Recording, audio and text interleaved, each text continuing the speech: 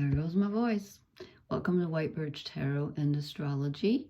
I'm going to try to post. I've been ill. My voice is croaky, so please excuse me. I hope I can do this. This reading is for, I have no idea what day this is. Whenever. No, it's for, let me look. What's the date? Okay, today is February 20th. And actually, I was going to post last night, but I was too ill. So, last night we had, and it's still going on. This is lasting. I printed this out. In fact, I'll just show you. I will show you what's happening. Oh, I was going to read something first. Oh, well, I'm all messed up. Let's just start with this. We got a lot to talk about. Pardon me. We have Chiron, the wounded healer, which is conjuncting, meaning together with the north nodes, which is your path, your destiny, your purpose, your fate in this lifetime. And they're in the sign of Aries, which is a fire sign, the first sign of the zodiac. Okay, so now Chiron and the north nodes come together only once every 15 years. So think back to 2008. Which is the last time they were together. And ask yourself if anything, did anything happen in 08? It certainly did for me. And then here's the other thing. They have not been together in Aries, conjuncting the sign of Aries, since 1969. Now, some of you weren't even born then. Probably a lot of us were. Think back to 1969 if you were alive. If you weren't, maybe something happened in your family history. But you're like, okay, what does this mean? Chiron is the wounded healer. Everybody has Chiron in their chart, and wherever you have Chiron in your birth chart is where you have, quote, the wound that never heals. It doesn't ever fully heal, but it can become your source of greatest strength because it's where you can connect with other people who are wounded in that area and you can heal them. Chiron in Greek mythology was a centaur. So that means his front half was a man and his back half was a horse. Sometimes it shows him with human legs, and usually they had all four legs were horses. But he was special because they were rather brutal creatures. But he wasn't. He was a healer and a teacher. And so he was, here's how he was wounded. He was orphaned by his parents, Cronus, and I forget the mother's name. Cronus was a Greek god who turned himself into a horse to seduce some woman. And then she had this baby that was half horse and half human, and they abandoned him because they thought he was so ugly. So his wound was from birth, okay? So it can be a sense of shame where you feel ashamed, where you were made to feel like the other, and you just don't fit in. It can be a lot of things. It's generally back in your childhood. It doesn't have to be, but it usually is, because think about when we're usually wounded is when we have no power. Okay, so what happens to Chiron in myth is he's accidentally shot in the thigh, which is kind of an old euphemism for the sex organs, meaning he was rendered impotent. They used to use that. They just said thigh, but that's not what they meant. He was shot in the thigh by an arrow. Some say it was Heracles, who's also known as Hercules, and some say it was, oh God, his name just went out of one of the gods. What's his face? What's his face? Sorry, my mind just went blank. Okay. Was it Zeus, maybe? Well, anyway, one of the gods, one of those guys, shot him in the thigh, and the arrow had been dipped in poison, and the wound was never able to heal. And after, now I've forgotten that too. Was it 7 days or 12 days? Some significant number of days. He's allowed to exchange he was immortal because his father was a god. He's allowed to become mortal so he can die because he's in constant pain. And he actually trades places with Prometheus, who was the guy that gave fire to humans. And as a punishment, he was chained to the rock, and the liver pecked out his liver every single day, and he was in agony. And so somehow oh, now I'm getting all mixed up. So somehow, I should have looked this up, shouldn't I? So Chiron, anyway, Chiron's allowed to die, and he's in the sky now as a constellation called Centaurus. So anyway, wherever you have this in your chart, it's very important because it's the wound that doesn't heal. But again, it's your source of your greatest power and your greatest strength. When you do get in touch with it and at least make peace with it and try to love it. Some people say it heals. Some astrologers say it doesn't. But here's the thing. So it's connecting with our north nodes, which is our, as I said, our sense of purpose and destiny. So if you want to move any farther in this life, you've got to take a look at your basic inner wound. And this is in the sign of Aries, as I said, which hasn't been together in this sign since 1969. That was a pivotal year for me in many ways. Something very good happened and something very bad happened. But it has to do with issues of personal identity and power. Not power over others. This is basic, okay? This is your sense of who am I? As separate from everybody else. Who am I? What do I desire? How do my desires shape me? And so this gives us a chance. This isn't like putting a curse on us. This is just the opposite. It's giving us a chance to heal, or at least recognize where we've been wounded and say, how can that inform my purpose going forward? Can I heal this? Can I try? Can I at least accept it and love where I've been wounded?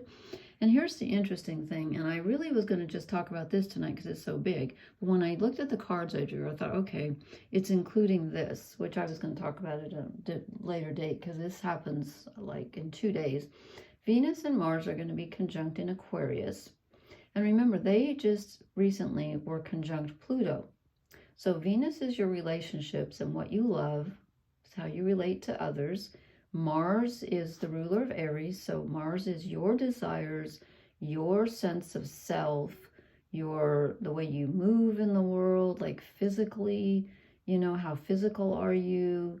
Do you like to do, you know, what do you do? Like, what do you desire to do? And when these two come together, this is the feminine, this is the masculine.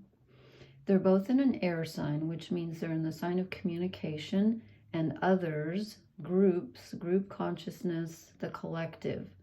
So this is somehow connected to how we relate to others. And again, you really need to look in your own chart to see what house this falls in, because that will tell you something. But for all of us, it has to do with how we're relating to humanity as a whole and how we're relating to our friends. Aquarius rules friends and groups and societies. And remember that each of these planets has just come off Pluto. So they have been transformed. The masculine and the feminine. And again, I'm not necessarily talking about gender here. I'm talking about, you know, Venus again is the outward. Who do you love? Relationship. Mars is about self.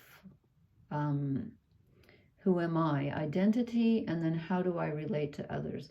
They've been transformed by their connection with Pluto, and now they're going to come together. They're going to join.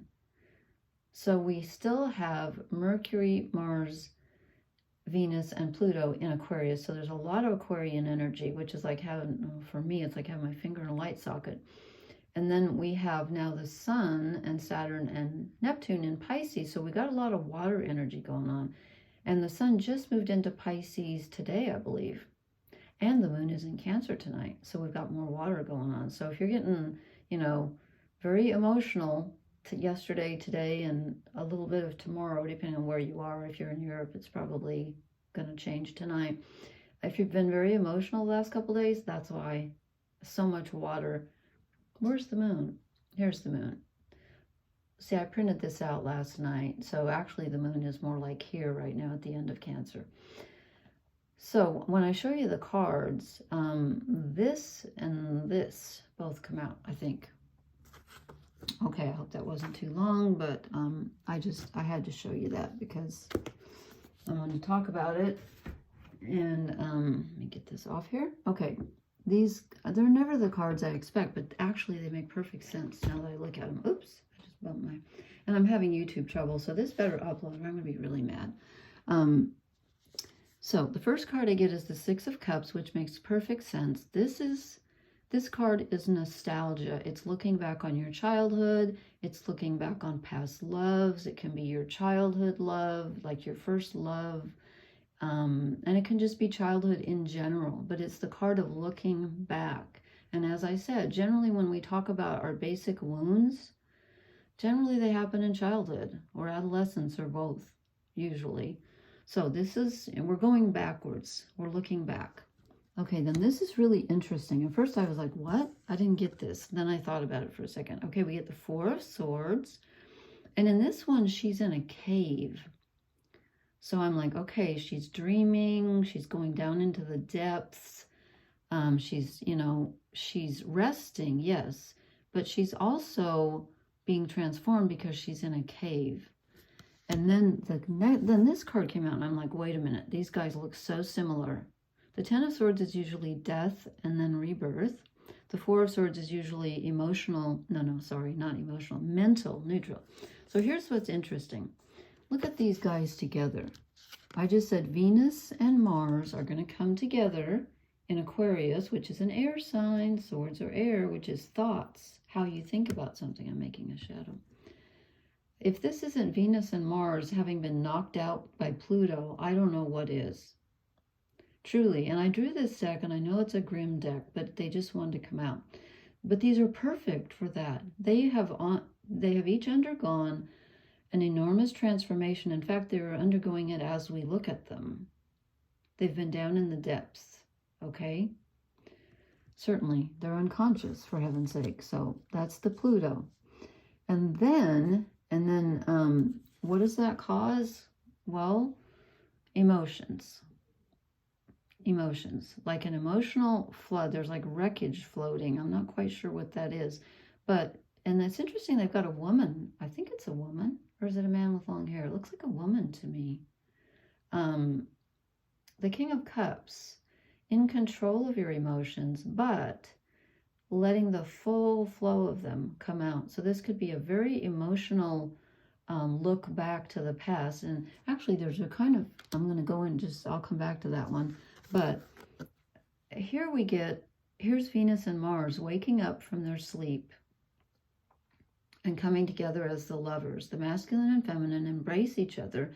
I was trying to find my Liz Green book about alchemy. There's, I have like 12 books by her, and it's not in the title. I need to reread my books. Anyway, there's a stage in alchemy called Nigredo, where a whole bunch of stuff happens in the darkness. In fact, that's where the work is done. It's like putting a seed in the earth, and then, you know, the seed cracks open and the shoot. All this stuff's going on underneath the ground, and we don't know it until it pops out of the earth. So that's what's going on here. Something is being transformed in our relationship energy. And again, the South Node, which is our karma, where we've come from, is in Libra, which is relationships ruled by Venus. The North Node, which is our path forward, is in Aries, which is ruled by Mars. Okay, so we got Venus and Mars together in Aquarius, in an air sign, and they wake up and they embrace. They embrace, which is what happens in alchemy. It's like the union of the king and the queen. I forget what it's called. I need to restudy that. But anyway, so here we have Venus and Mars, or our relationship energy and our basic identity, how we feel about ourselves. And this, again, it's in relation to others. But we've got to take into account, how did our past relationships form who we are and how we look at ourselves? That's very important right now. But then look what comes next. Yay! Oh, there goes my hot water bottle. The sun. The sun. The sun is our basic identity. In astrology, the sun is all of you. It's who you are. Like all of you. Your shadow, your ego, your unconscious, your conscious, your desires. Sorry, my books are in the way here. Ouch, get out of my way.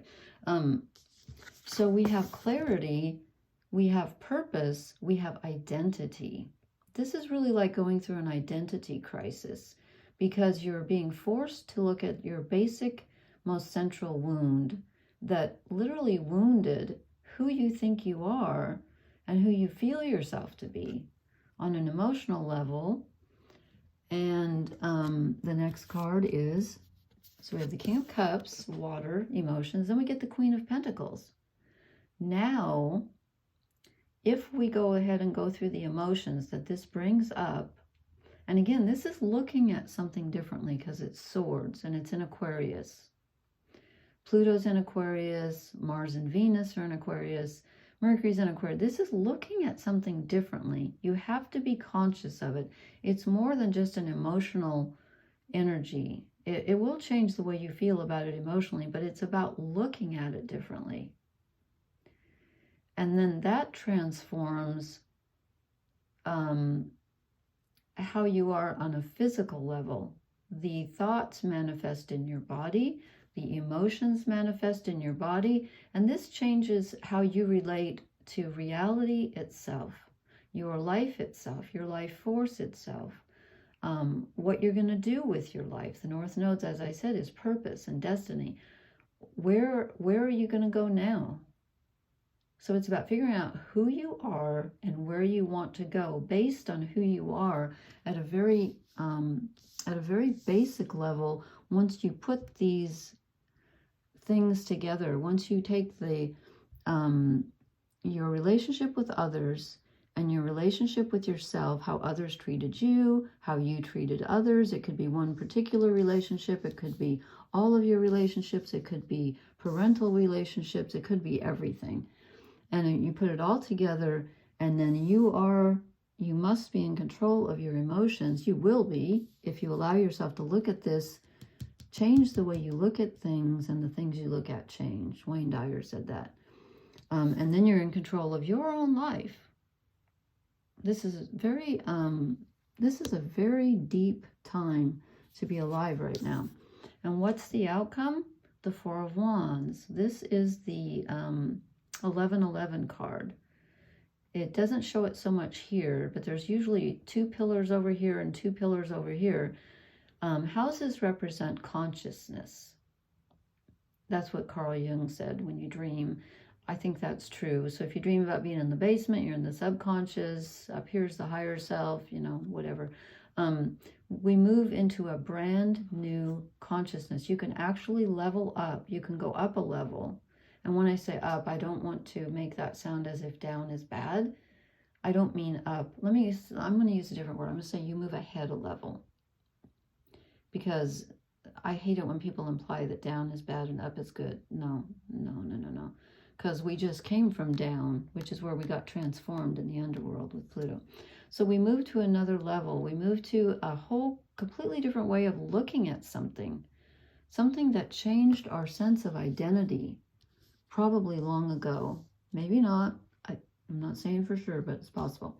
Okay, then I drew an overall energy card, and I get the star, which is Aquarius, which is really interesting because, with Pluto in Aquarius, it's going to change not only how we look at things, it changes society on a societal level. Well, okay. It changes the mass consciousness. We are headed for mass changes in human consciousness. I mean, we have to be. We can't go on like this any longer. So, in fact, I was gonna, I could get, no, it's too long. Next time I'll start, I found this poem that kind of reflects this, and anyway. So, then I drew 3 oracle cards. Okay, let's see, I'm just gonna do real quick. What do we get? No place like home. Okay, this makes sense. This can mean 2 things. Since we're talking about looking back energy and healing old wounds, basic wounds, like when I'm talking about wounds, I don't just mean something that happened when you were 40. I'm talking about wounds that affect your self-identity at a very deep level. So this is about looking back at your childhood, but it's also about you get to decide Where do you feel at home in yourself? You get to make your own home. And it's interesting, we get that house and ta-da. So we're changing houses, which means consciousness. We're literally changing consciousness. Okay, who came up next? Oh, between worlds. Yes, we are. We're literally moving from this black and white, if we choose to do the work and feel the feels and think the thoughts and be willing to readjust the way we look at things, we can literally step into a new world at this time. And lastly, okay, we get unfinished symphony. Well, it's never finished. It's never finished. So this isn't the end. So if you feel like, you know, I just don't know where to go, I feel like everything's over, I don't have any purpose. Yes, you do. It's not over. It's never over. And also, the past is reverberating into your present right now. So you might as well try to reframe the way you look at it. Okay, that's what I got. That's what I got. I will try to post again in a couple days because we're going to have a full moon in Virgo coming up on the 24th. And I think it's the 22nd when Venus and Mars actually come together. So that's like the day, if you're seeing this tomorrow, that's like the day after tomorrow. And you're like, when's tomorrow, Lori? Okay, today, I'm doing this Tuesday night where I'm at. So Wednesday, let's see, Venus and Mars come together on like Wednesday, Thursday. No, that's the full moon. Venus and Mars come together on the 22nd. Oh, I'm sorry. Never mind. I don't know what date it is. Don't ask me. Okay, I do. This is Tuesday, February 20th. Okay. All right. Blessings, everybody. Thank you so much for watching. I hope I can post this. Good night.